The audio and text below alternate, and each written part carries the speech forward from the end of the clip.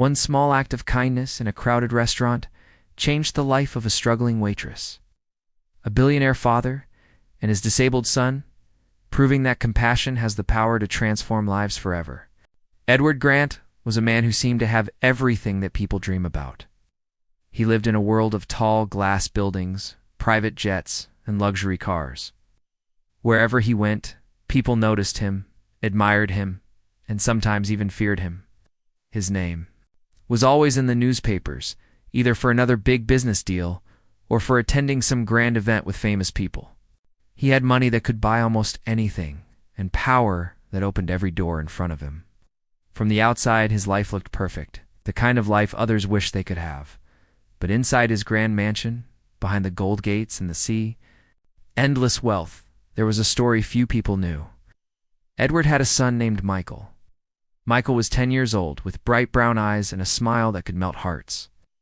But Michael was born with a disability that made it impossible for him to walk on his own. His body was weak, and he spent most of his time in a wheelchair. For Edward, who was used to control and strength, this was something he struggled to accept. He loved his son more than anything, but he didn't know how to show it. Instead of facing the world with Michael, he often chose to keep him away. Safe inside the mansion, Edward thought he was protecting his son. He didn't want Michael to face the cruel looks of strangers or the unkind words that sometimes slipped from people who didn't understand. Instead of letting Michael explore the world, he built a small world for him at home. Tutors came to the house, doctors visited regularly, and everything Michael needed was brought in. But deep inside, Michael wanted more. He was a boy who dreamed of simple things, watching people in the park, hearing music played live, tasting food that wasn't served by private chefs. He wanted to feel part of the world outside those mansion walls. Music was his biggest love. From the time he was very young, Michael was drawn to sounds. He would sit by the big piano in the living room for hours, pressing keys slowly, teaching himself melodies. He had a natural gift for it. Sometimes he played soft, gentle notes that sounded like raindrops. And other times, he played lively tunes that made the room feel alive. When he played, it was as though his disability disappeared. The music flowed from his fingers with a freedom that his legs could not give him. His mother, who had passed away when Michael was very little, had once been a pianist. Edward often thought maybe Michael had inherited her love for the instrument, but even though Edward saw this, he never let Michael perform outside their home. He told himself it was for Michael's safety, but in truth, part of him was afraid. Afraid of how people might look at his son, afraid of losing control, afraid of showing the world a part of his life he kept hidden, kept those feelings locked away, and instead, he buried himself in work. Deals, meetings, contracts, these became his way of avoiding the pain he didn't know how to face. Yet, despite his father's distance, Michael adored Edward. He would wait eagerly for the rare moments when Edward came into his room at night to check on him. Michael would ask, "Dad, did you hear me play today?" Sometimes Edward would nod. Sometimes he would say, "Yes, son, I heard." But the truth was, Edward often hadn't listened.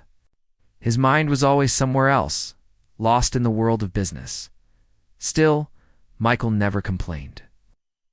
He only kept hoping that one day his father would really see him, not just as a child who needed care, but as someone who had something special to share. Inside Edward's heart, there was a quiet sorrow he never spoke about. He loved his son, but he didn't know how to connect with him. He couldn't fix Michael's body with all the money in the world, and that helplessness made him feel weak. And Edward Grant was a man who hated weakness. So he built walls not just around his mansion, but around his own emotions. He told himself he was strong for Michael, that protecting him was enough. But sometimes late at night when the house was quiet, Edward would walk past the piano and hear faint echoes of the songs Michael played earlier in the day. In those moments he would stop, close his eyes, and let the music touch him in a way nothing else could. The world saw Edward as a man of steel, but inside he was just a father carrying a wound that never healed. His wealth couldn't buy him the one thing he truly wanted, a life where his son could run, play, and be free.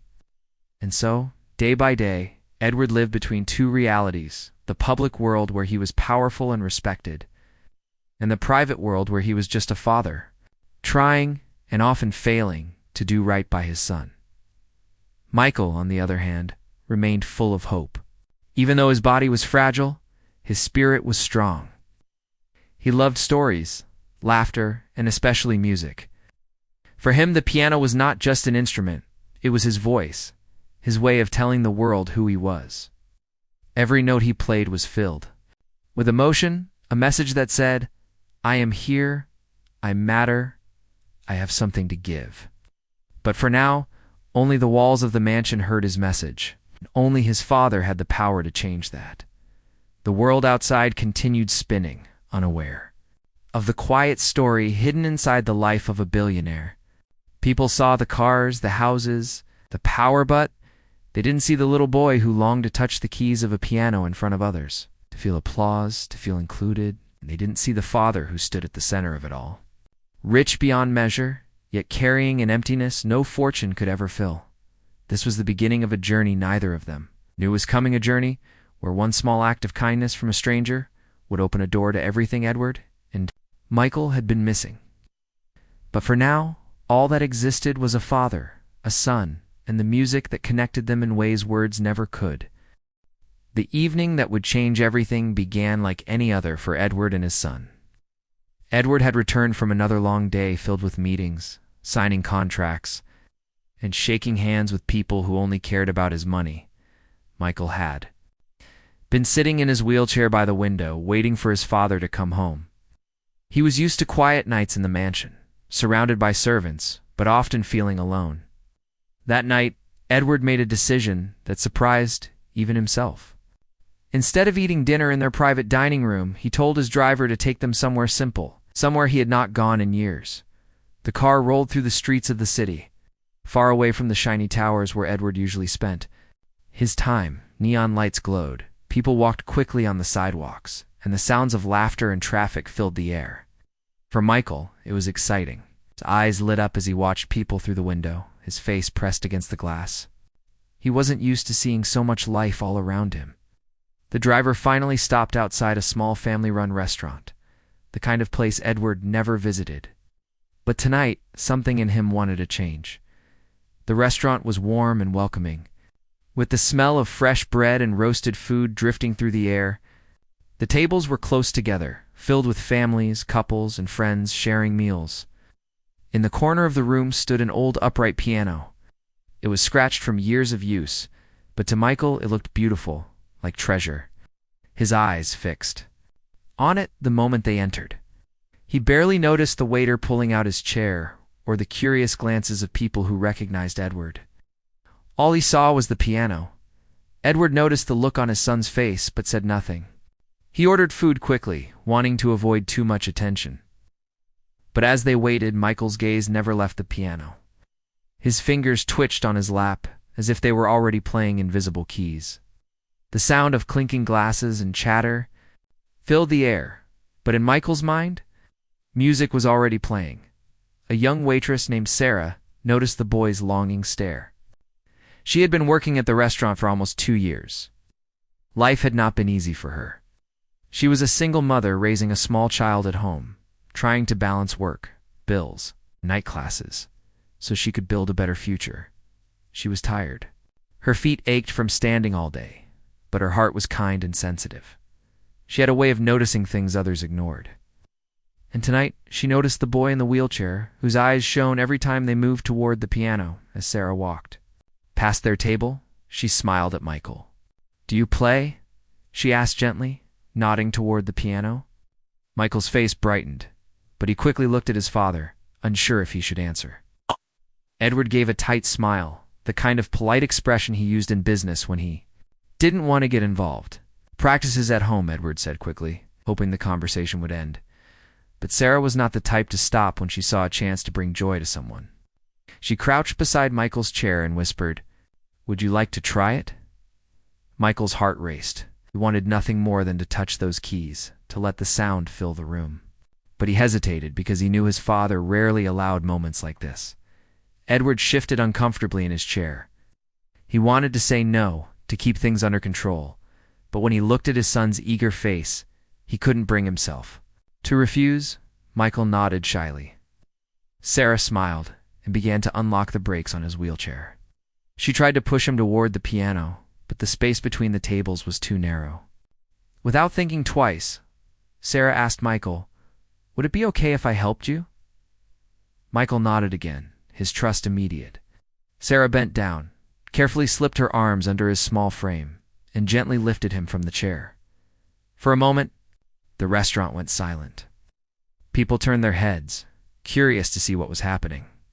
Edward felt a strange mix of emotions: surprise, discomfort, and something else he couldn't yet name. He had never seen a stranger touch his son with such care, never seen someone treat Michael not with pity, but with genuine kindness. He watched as Sarah carried Michael to the piano and set him on the bench. Steadying him so he wouldn't fall, Michael's hands trembled with excitement as they hovered above the keys. He pressed one, and a soft note filled the room. Then another, and another. Slowly, his fingers began to move with confidence, playing a melody he had practiced countless times at home. The chatter of the restaurant faded as people turned to listen. His small body swayed slightly with the rhythm, his eyes closed, lost in the music. The room grew still. Families stopped talking, forks paused in midair, and even the cooks peeked out from the kitchen. The simple restaurant was filled with a sound so pure, so full of emotion that it made people forget where they were. The music told a story of longing, of hope, of joy breaking through sadness. Every note was a piece of Michael's heart. Edward sat frozen. He had heard his son play many times at home, but this was different. Here, surrounded by strangers, Michael was free. He wasn't a boy in a wheelchair anymore. He was an artist, commanding the attention of everyone in the room. Edward felt a lump in his throat, his chest heavy with feelings he had pushed down for years. He realized he had been hiding his son not to protect him, but to protect himself. From the fear of vulnerability, when the song ended, the restaurant erupted in applause. People stood, clapping, cheering, some even wiping tears from their eyes. Michael looked around, his face glowing with pride and happiness.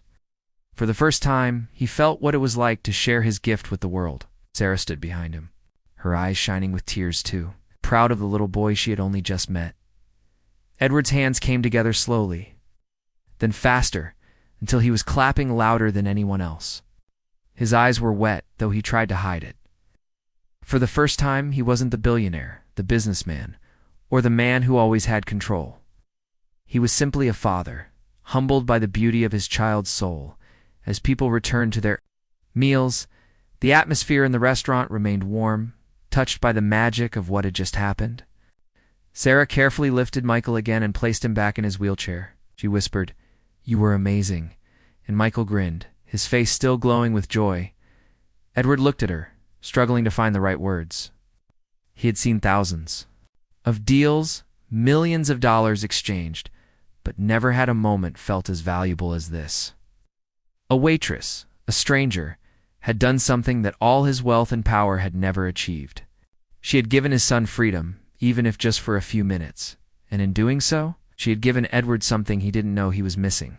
For Edward, the night had started as a simple dinner. For Michael, it had started as another chance to watch life from the sidelines.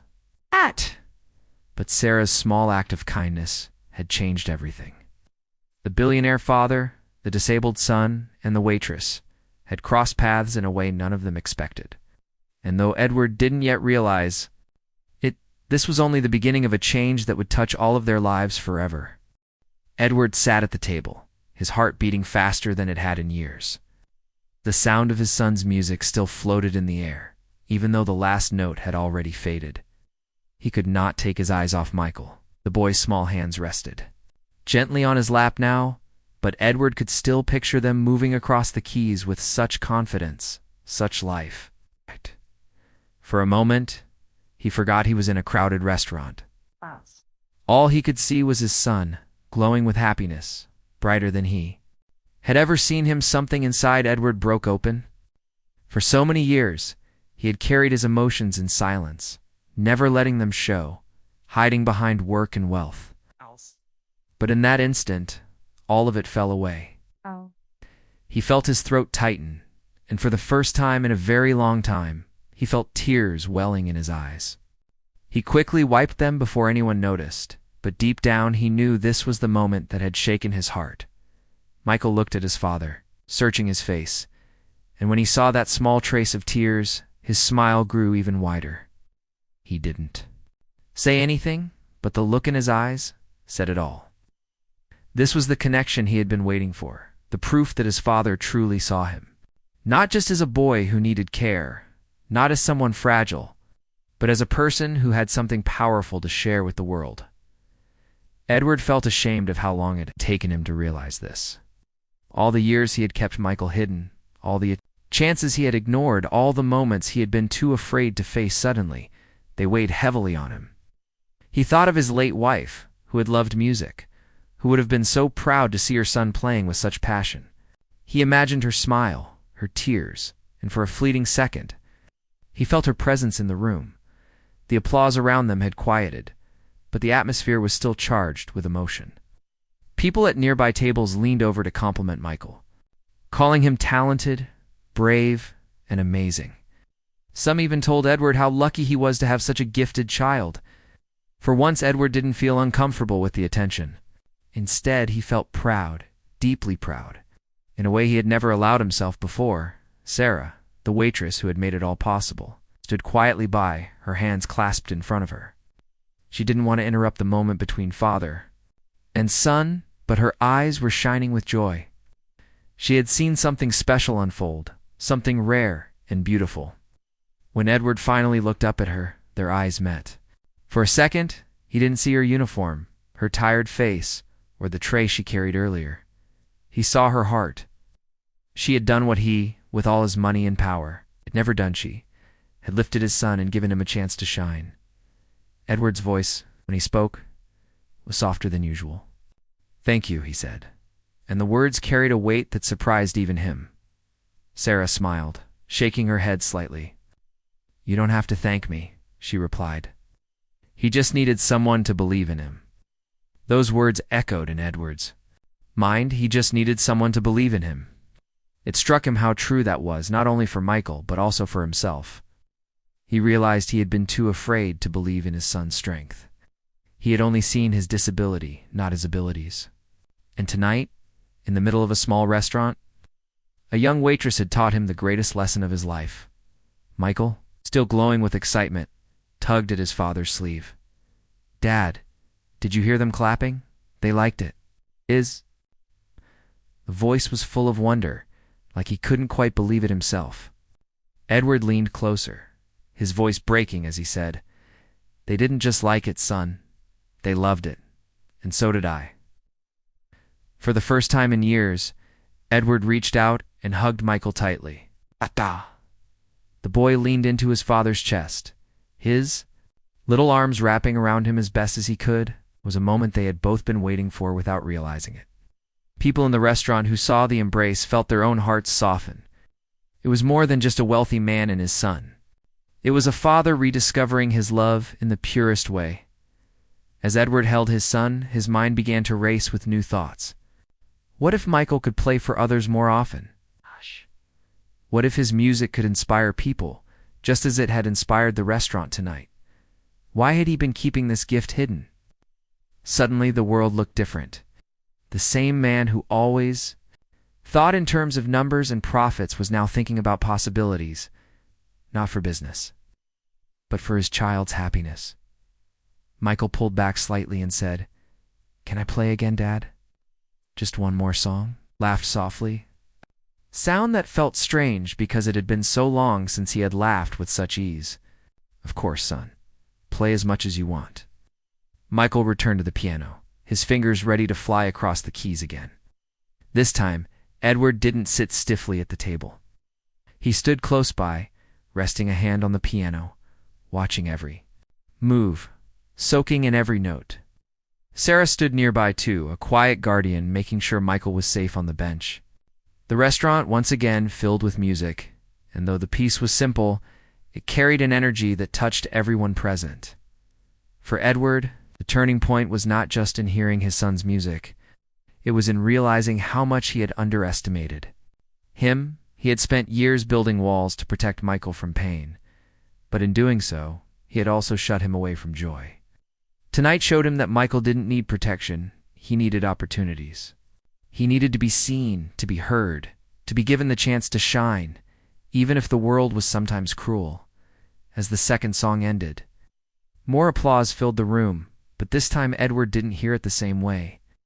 What he heard instead was the sound of a door opening in his own heart, a door he had kept closed for far too long.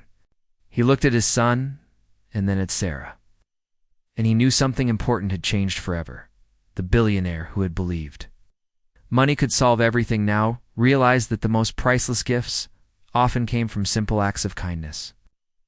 Waitress, who had lifted his son, had lifted him too out of his fear, out of his pride, and into a place where he could finally see clearly. The turning point was complete. The man who once thought he had everything suddenly discovered what he had truly been missing: the courage to believe in his son, the humility to accept help from others, and the joy of letting love lead the way. And though Edward didn't yet know where this new path would take him, he knew he would never go back to the way things were before. Edward could not sleep that night. Long after he and Michael had returned to their grand mansion, long after Michael had fallen asleep with a smile still on his face, Edward lay awake in his room, staring at the ceiling. The image of his son at the piano would not leave his mind. He kept hearing the music, seeing the glow on Michael's face, and remembering the look of pride in the boy's eyes when the restaurant clapped for him. It was a moment that shook Edward deeply. For years, he had believed he was protecting Michael by keeping him hidden from the world, but now he realized he had been protecting himself from judgment, from discomfort, from his own fear of being vulnerable. His son was not weak. His son was strong, talented, and capable of touching hearts with his gift. Edward felt ashamed that it had taken a stranger, a waitress, to show him what he should have seen all along. The next morning, he woke up with a new determination. At breakfast, Michael couldn't stop talking about the restaurant. He replayed every detail, clapping, the way Sarah smiled at him, the way the music seemed to fill the room. "Dad," he said with excitement, "can I play in front of people again? Please."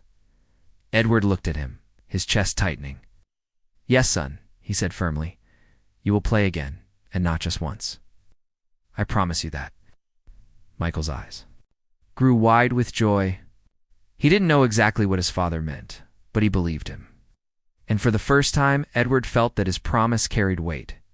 He was not just saying words, he intended to act. Later that day, Edward made a call to his office and canceled all his meetings. His assistants were shocked. Edward Grant never canceled business, but he no longer cared.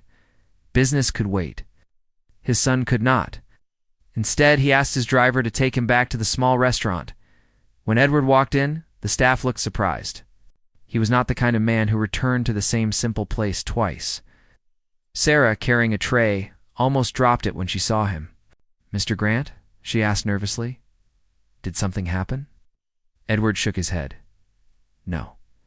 I came to see you." Sarah looked confused but set her tray down. Edward motioned for her to sit with him at a corner table. She hesitated, unsure why a billionaire wanted to speak with her. But something in his eyes told her it was important. "You changed something last night," Edward began slowly. "When you lifted my son to the piano, you didn't just help him play, but you helped me.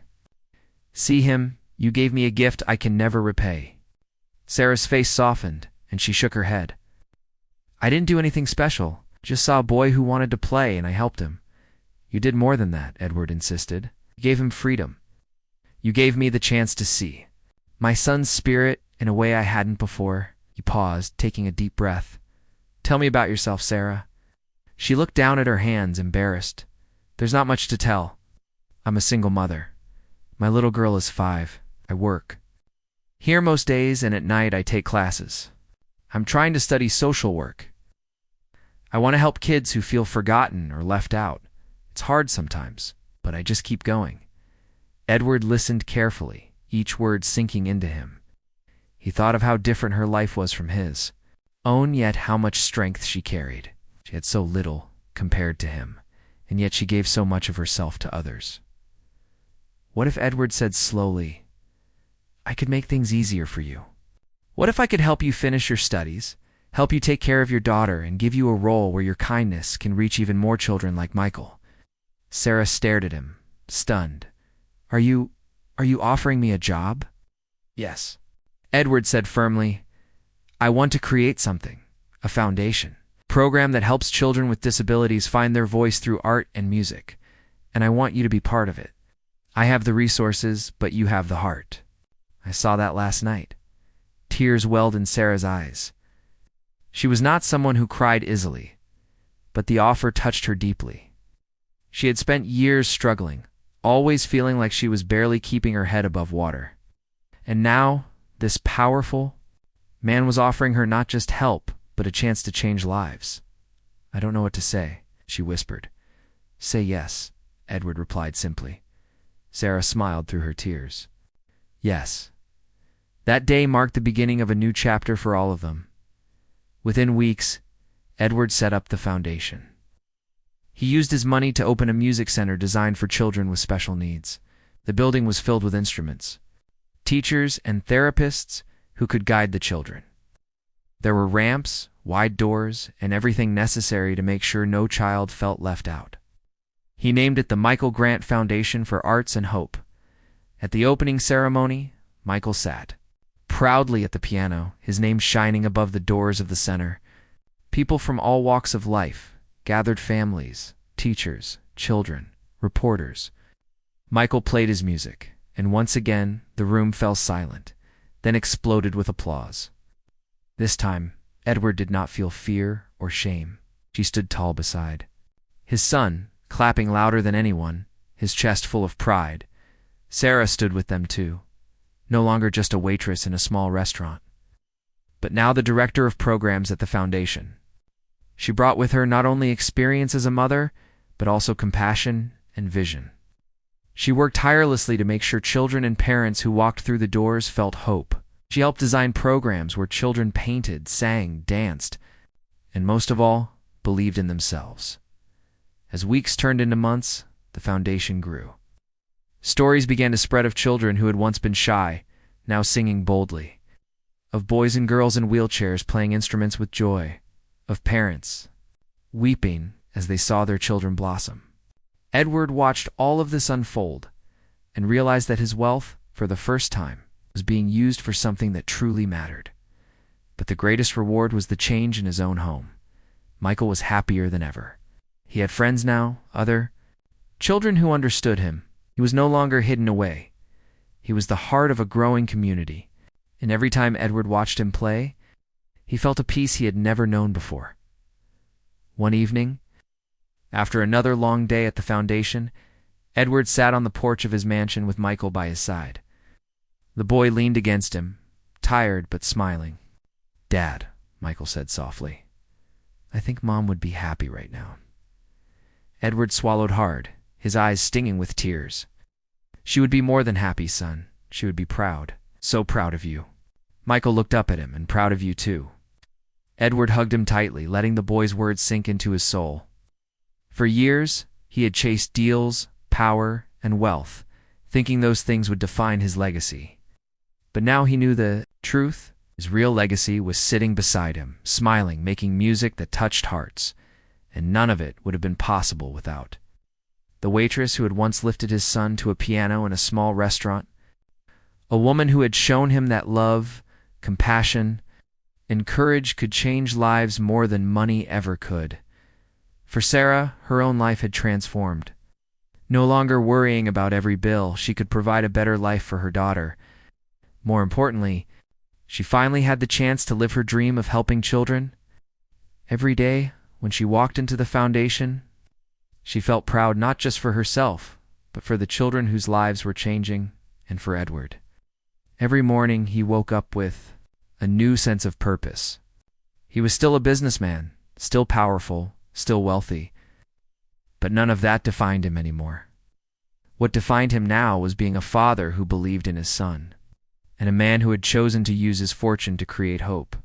The resolution was not only about money or buildings or programs. It was about hearts that had been changed forever, the boy who found his stage, the waitress who found her calling, and the billionaire who found his humanity. Years passed, and the lives of Edward, Michael, and Sarah continued to intertwine in ways none of them could have imagined the night in the small restaurant. The foundation they had built together grew beyond their expectations. Children came from all over the city, some from distant towns, some with severe disabilities, others with challenges that were less visible but just as real. Every day, laughter, music, and art filled the rooms that were once silent and empty. The foundation had become a place where children were celebrated for who they were, where no one was left behind, and where every small victory was honored with joy. Michael grew stronger with each passing year. Though his body still had limitations, his spirit knew no bounds. He practiced the piano every day, exploring new melodies, learning from teachers, and most importantly, sharing his music with others. He began performing not only at the foundation, but also at small events in the city. People came to watch him play, inspired not just by his talent, but by the courage and joy he radiated. Edward watched all of this with pride that went beyond words. Each time Michael played, he saw not only the boy he had protected, but the young man he was becoming, resilient, confident, and full of life. For Edward, the experience transformed him in ways deeper than wealth or influence ever could. Ed learned the value of presence, of truly seeing and listening to the people around him. His relationship with Michael blossomed into something rich and profound. No longer did he fear the outside world or shield his son from it. Instead, he became an advocate, a supporter, and a father who celebrated every achievement, large or small. He learned that love was not measured in protection or control, but in trust, encouragement, and the freedom to let those he cared about shine. Sarah's life had changed as dramatically as Edward's. From a single mother working long hours to barely make ends meet, she had become a respected figure in the community. As the director of programs at the foundation, she designed music and art curricula, trained new staff, and mentored children with patience and dedication. She had a steady income, a home where her daughter could thrive, and a sense of purpose that filled her heart. But beyond that, she had the joy of watching children flourish, just as she had once helped Michael flourish. Each time a child took their first steps on stage or played their first song on the piano, she remembered the night she had lifted Michael, and she felt the power of small acts of kindness. The impact of that single act rippled outward in ways none of them could have predicted. Michael's music inspired other children who faced their own struggles. Parents who had once felt helpless began to hope again, finding strength in their children's accomplishments. Teachers and volunteers who worked at the foundation learned lessons in compassion, patience, and the profound effect of encouragement. Edward saw a truth he had never fully grasped. Wealth alone cannot change the world, but when combined with love, vision, and action, it can create something lasting and beautiful. As the foundation grew, Edward also began to reflect on his own life and legacy. He realized that his true achievements were not in boardrooms or in contracts, but in the lives he had touched and the love he had nurtured. He made it his mission to support not just Michael, but all children who faced obstacles, helping them discover their own gifts and giving them opportunities to shine. He invested time, resources, and heart into the foundation, and the world around him began to reflect the values he had once overlooked. Michael, in turn, became a symbol of hope and resilience. People admired him not just for his skill, but for his courage in the face of challenges. He performed at school events, charity functions, and even small concerts that attracted attention from local media. Children who had once felt invisible found inspiration in him, and parents learned to believe in their own children's potential. Michael's music became more than notes on a page. It became a voice that spoke of perseverance, joy, and the beauty of being seen. Sarah watched all of this unfold with quiet satisfaction. She often thought back to that first night when she had lifted Michael to the piano in a crowded restaurant. She had acted without thinking, simply following her heart. But that moment had sparked a chain of events that changed all of their lives. It reminded her that small acts of courage and kindness can create ripples far beyond what we imagine. Her own journey, from struggling single mother to respected community leader, was intertwined with the lives of Edward and Michael in a way that made her feel both humbled and grateful.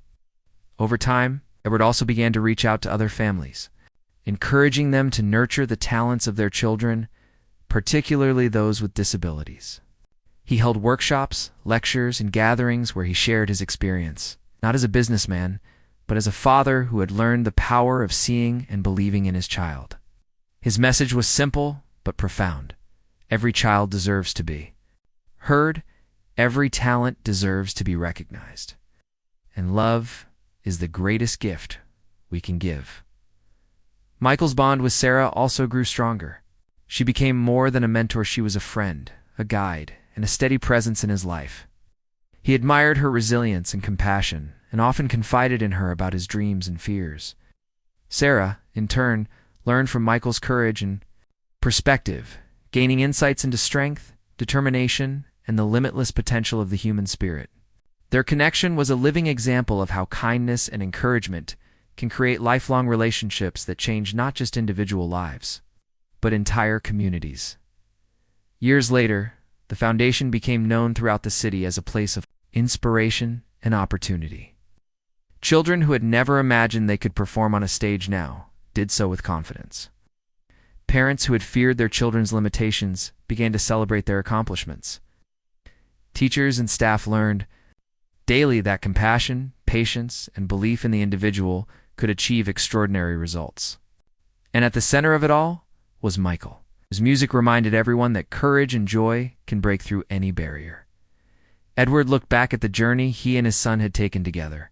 He remembered the fear, the hesitation, and the walls he had built, and he realized how far they had come. He understood that life is unpredictable, but moments of genuine kindness, courage, and love can create transformations that last forever. What had begun as a single act, Sarah, lifting Michael to the piano, had led to a lifetime of connection, growth, and meaning. For Michael, the music continued to flow, carrying messages of hope, resilience, and joy. Each note he played was a reminder of the journey he had taken from hidden rooms in a mansion to a stage filled with applause and admiration. His story became a living testament to the power of love, opportunity, and human kindness. He had discovered that the world could see him not for his disability, but for his gifts. In doing so, he inspired countless others to believe in themselves. Sarah, reflecting on her own life, knew she had been part of something extraordinary. A single act of courage had led to a foundation that transformed countless lives. She had found a purpose she had dreamed of, and she had done it alongside people who believed in the same vision. Her daughter thrived.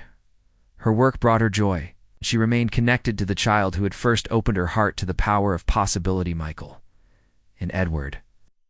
Once a man defined by wealth and status, had discovered a deeper truth, that love, belief, and the willingness to act can change lives far beyond what money alone can achieve. He had learned to see the value of connection, of encouragement, and of giving others the freedom to shine. His legacy was no longer measured by business achievements, but by the lives he had touched and the hope he had helped create. In the end, the story of the billionaire father, the disabled son, and the compassionate waitress became a tale told and retold, not for fame or fortune, but for the lessons it held. It was a story of courage, kindness, and transformation, showing that a single moment of care can ripple outward, changing lives in ways that last a lifetime. The legacy of that night, the foundation it inspired, and the bonds it created would continue to grow, reminding everyone who heard the story that the simplest acts, when done with heart, can truly change the world. Through music, love, and human kindness, Edward, Michael, and Sarah left a mark that would be remembered long after the applause faded, proof that hope, compassion, and belief in one another can create a life of meaning and joy far beyond anything money alone could buy.